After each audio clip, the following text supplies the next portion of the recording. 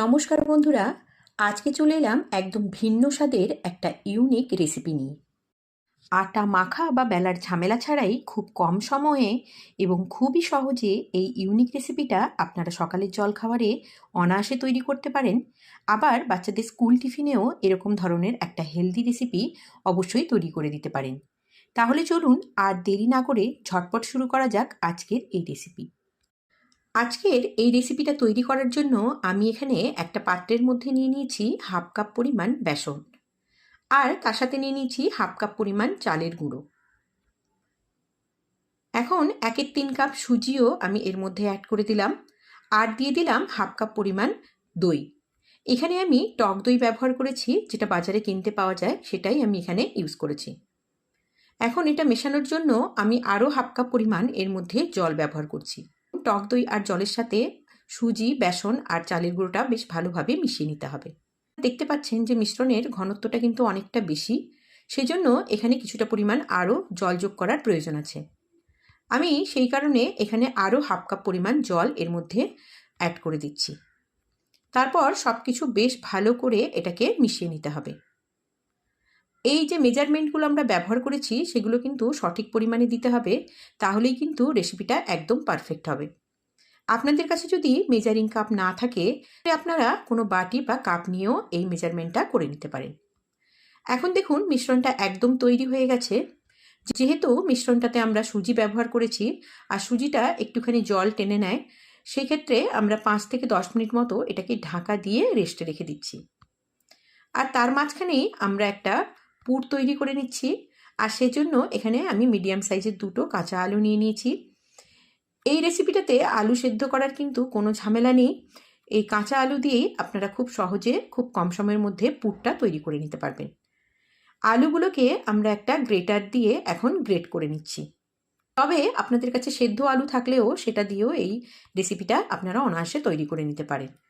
তো দেখুন এখন আমাদের আলুগুলো গ্রেট করা হয়ে গেছে।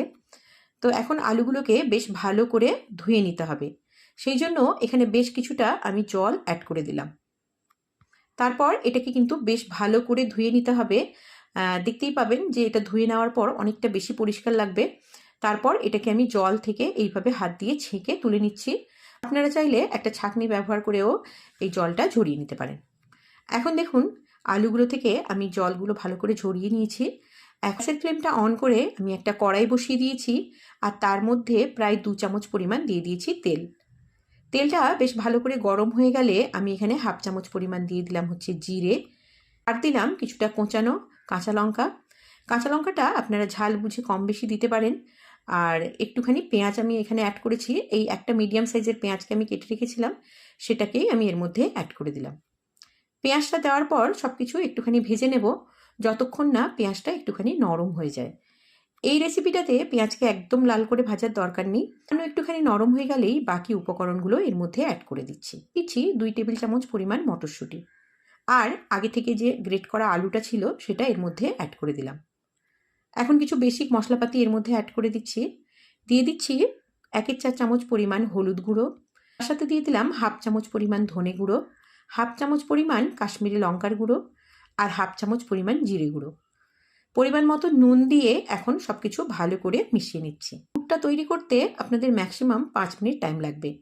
এদিকে ব্যাটারটা দেখুন একদম রেডি হয়ে গেছে। তো এর মধ্যে আমি এখন দিয়ে দিচ্ছি সামান্য একটুখানি নুন। নুন এখানে আমি হাফ চামচ পরিমাণ ব্যবহার করেছি। তার সাথে একটু কালারের জন্য আমি এখানে চিলি ফ্লেক্সও ব্যবহার করেছি এই হাফ চামচ মতো, আর একটুখানি জিরে এর মধ্যে অ্যাড করেছি। গোটা জিরে হাফ চামচ মতো আমি এর মধ্যে অ্যাড করেছি। এখন সব কিছু বেশ ভালো করে মিশিয়ে নিচ্ছি। আপনারা দেখতে পাবেন এর ঘনত্বটা কিন্তু ঠিক এরকমই হতে হবে। এটা রেডি হয়ে গেলে এদিকে আমরা গ্যাসের ওভেনে একটা কড়াই বসিয়ে দিয়েছি, আর কড়াইটা বেশ ভালো করে কিন্তু গরম করে নিতে হবে। তারপর এর মধ্যে আমি 1 চামচ পরিমাণ দিয়ে দিচ্ছি তেল। এখানে আমি রিফাইন অয়েল ব্যবহার করেছি, আপনারা বাটার বা ঘি দিয়েও কিন্তু এই রান্নাটা করতে পারেন।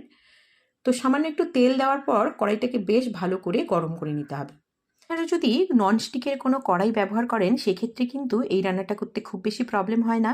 তবে লোহার কড়াই বা অ্যালুমিনিয়াম বা স্টিলের যদি কড়াই ইউজ করেন, সেক্ষেত্রে কড়াইটাকে বেশ ভালো করে গরম করে নিতে হবে এবং তেলটাকেও ভালো করে গরম করে নিতে হবে। দেখুন, তেলটা বেশ ভালোভাবে গরম হয়ে গেলে আমরা গ্যাসের ফ্লেমটা লো করে ব্যাটার থেকে 1 চামচ ব্যাটার এর মধ্যে দিয়ে দিলাম। এখন যে পুরটা তৈরি করে রেখেছিলাম, সেই পুরটা একটা চামচে নিয়ে প্রায় 2 চামচ মতো পুর আমি এর উপরে দিয়ে দিচ্ছি। আমি যেভাবে দিচ্ছি এভাবেই কিন্তু তৈরি করে নিতে হবে। দেখুন, আবার উপর থেকে আমি আরও 1 চামচ মতো ব্যাটার এর মধ্যে দিয়ে দিলাম। এইভাবে খুব সাবধানে ব্যাটারগুলো আমাদের দিয়ে দিতে হবে যাতে চারিদিকে ছড়িয়ে না যায়। দেখুন, উপর থেকে যাতে একটু বেশি ভালো লাগে সেই জন্য আমি একটুখানি চিলি ফ্লেক্সও উপর থেকে ছড়িয়ে দিলাম। আপনারা চাইলে সামান্য একটু ধনেপাতা কুচিও উপর থেকে ছড়িয়ে দিতে পারেন, সেটাও দেখতে কিন্তু অনেক বেশি ভালো লাগে।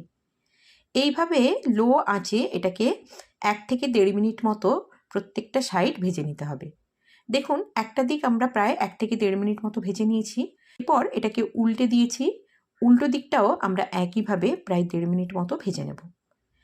এক একটা টিফিন তৈরি করতে কিন্তু আপনাদের খুব বেশি হলে 2 থেকে 3 মিনিট লাগবে। আর এই টিফিনগুলো এতটাই হেভি হয় যে আপনারা দুটো কিন্তু অনায়াসে সার্ভ করতে পারেন। দেখুন, এইভাবে আমাদের একটা ভাজা হয়ে গেলে আমরা তুলে নিচ্ছি এবং একইভাবে আমরা বাকিগুলোও তৈরি করে নেব। রেসিপিটা খুবই হেলদি একটা রেসিপি এবং খুব কম সময়ে খুব কম তেল মশলা সহযোগে তৈরি হয়ে যায়। তবে প্রসেসটা আপনারা একটু ভালো করে দেখে নিন। এইভাবে তৈরি করে নেবেন আর পরিমাপগুলোও কিন্তু আপনাদের সঠিকভাবে দিতে হবে, তাহলে এর টেস্টটাও কিন্তু ভালো হবে এবং কড়াইতে দেখবেন এটা কিন্তু একটুও লেগে যাবে না।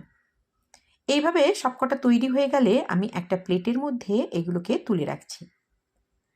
দেখুন, রোজ রোজ রুটি তরকারি খেতে আমাদের খুব একটা ভালোও লাগে না, আবার রুটির সাথে কিন্তু তরকারি তৈরি করার একটা ঝামেলাও থাকে। এইরকম ধরনের একটা রেসিপি যদি আপনারা তৈরি করেন, এর সাথে কিন্তু শুধুমাত্র একটুখানি চাটনি বা টমেটো কেচাপ আপনি দিতে পারেন, সার্ভ করতে পারেন, তাতেও কিন্তু এটা বেশ ভালো লাগে। আর তা না হলে খালি মুখেও কিন্তু আপনারা এটা সার্ভ করুন, সেটাও কিন্তু খেতে অনেক বেশি ভালো হয়। এরকম একটা হেলদি রেসিপি আপনারা অবশ্যই বাড়িতে একদিন তৈরি করে দেখুন, আর কেমন লাগলো সেটা অবশ্যই আমাকে কমেন্ট করে জানান। যদি ভালো লাগে অবশ্যই ভিডিওটি একটি লাইক করে দিন, চ্যানেলটিকে সাবস্ক্রাইব করে পাশে থাকুন। এখন দেখুন, আমি এগুলোকে একটা কেটে আপনাদের দেখাচ্ছি এটা ভেতর থেকে কতটা বেশি সফট এবং দেখুন পুরোটা আলুর পুর ভরা।